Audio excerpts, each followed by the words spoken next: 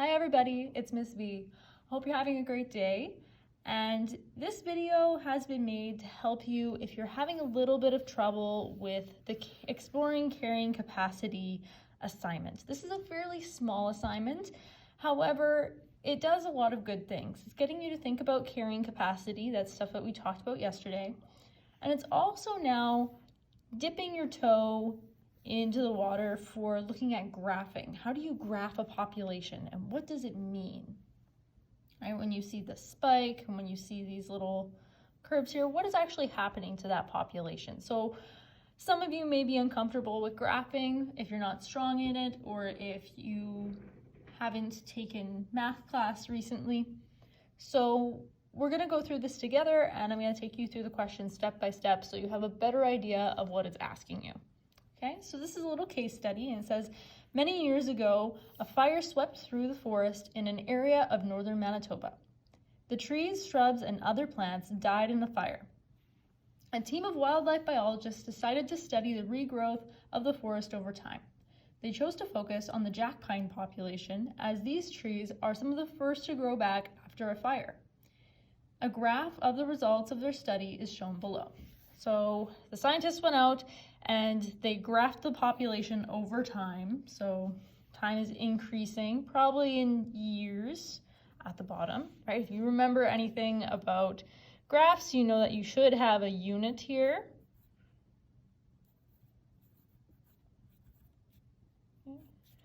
And here we have number of jack pines. So we're just gonna say that that's, maybe it's increasing by tens or hundreds. I should know that as well. But given the information on my graph, I just want you to look at the trends. You can see that, right, the fire happened at this time when 0 years had passed. And this was our population of jack pines. It was a very, very small amount. As the time goes on, my jack pine population increases. And you can see that it slowly starts increasing and then you see a very big spike. Okay, now if we remember correctly, there is a very fancy word for that J shape that we're seeing in the curve. Do you remember it? It starts with an E. This would be an exponential curve or exponential growth. It's showing you that there's lots and lots of jack pines and their population is increasing exponentially, very, very rapidly. Okay.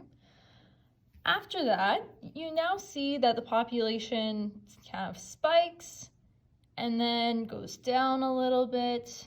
It spikes again, goes down a little bit, and it continues to do that. It kind of fluctuates here in Area C. And you also see that there's this line dotted that says B.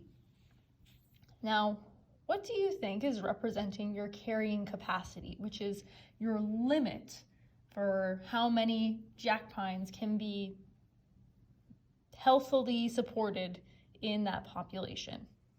Okay. If you guessed B, you're correct, because B is showing you that maximum amount of jack pines that can be supported in this area. Okay, there's only so much soil and nutrients in the ground to support these trees, and this is the maximum number. Maybe we'll say that number is 9,000, just to give you a number in your head. Okay, so only 9,000 jack pine trees can be sustained.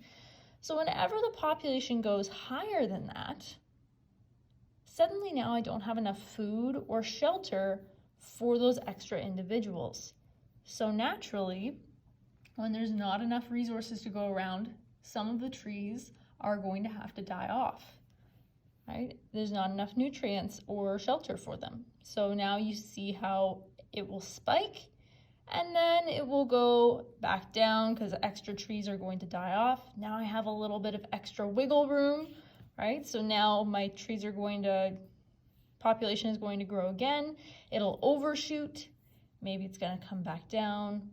Naturally, they're going to want to have more offspring, more baby trees. It's going to spike. They cannot be sustained.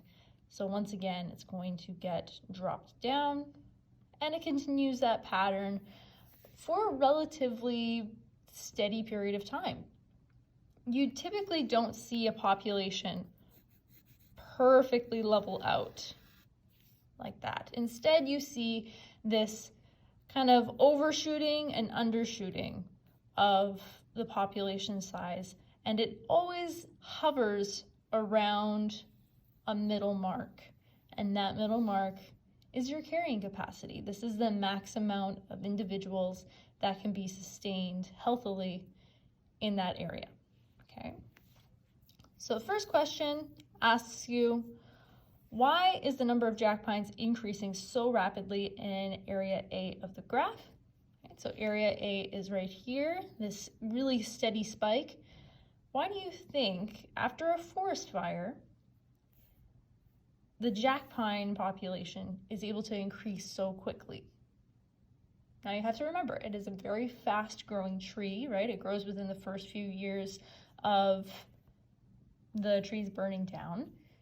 And I want you to think, does it have any competition for that ground or those nutrients in the ground? Are there any other trees that would compete with them? Right? If not, maybe this explains why. So please go ahead, think about that for a minute, maybe pause this video and answer question 1. Question number 2, what could explain the fluctuations in area C of the graph? So we did just talk about that, okay? We're seeing that the population is going very high and then very low, right? And it's all related to that carrying capacity line here. So please, you can either go back in the video to hear me explain it, or just write down your thoughts if you think you understand it here for number 2. Go ahead and pause the video.